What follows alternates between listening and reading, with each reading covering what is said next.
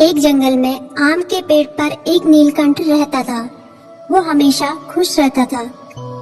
दिन भर वो आम के मीठे मीठे फल खाता और पेड़ की हरी भरी डालियों में झूलते हुए गाना गाता था। एक दिन जंगल में सूखा पड़ गया।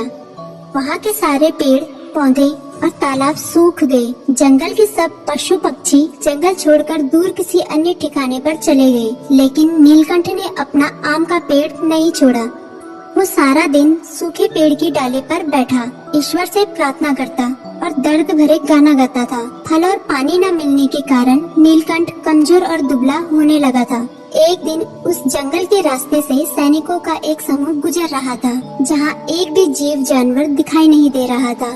वहाँ सूखे आम के वृक्ष पर एक कमजोर नीलकंठ को करुण स्वर में गीत गाते देखा। सैनिकों ने नीलकंठ से पूछा, अरे नीलकंठ महाराज, इस उजड़े सूखे जंगल में तुम अकेले क्या कर रहे हो?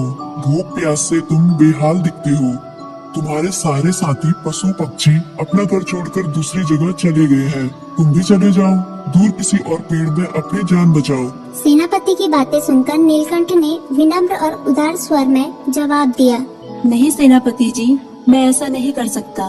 मैंने इस पेड़ पर बने कटोर में जन्म लिया है। यही मैं पला बड़ा हूँ।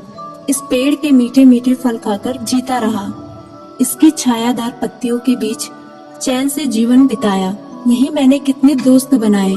इस पेड़ ने मुझे कितनी बार दुश्मनों से बचाया। इसके साथ मैंने जीवन के कितने सुख भरे दिन बिताए। आज जब इस वृक्ष का बुरा वक्त आया है, तो मैं इसे कैसे त्याग दूं? जिसके साथ सुख भरे दिन बिताए, उसके साथ अब दुख के दिन भी बांटूंगा।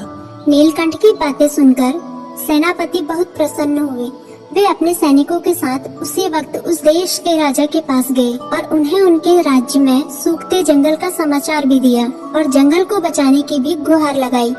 सारी बातें सुनकर राजा ने तुरंत एक विशाल नहर खुदवाकर जंगल तक पानी पहुंचाने की व्यवस्था की। फिर देखते ही देखते जंगल के सारे पेड़ पौधे के साथ आम का वो पेड़ भी हरा भरा हो गया और उसमें खूब मीठे फल लगने लगे। जंगल के सारे पशु पक्षी वापस अपने घर लौट आए और नीलकंठ को धन्यवाद दिया।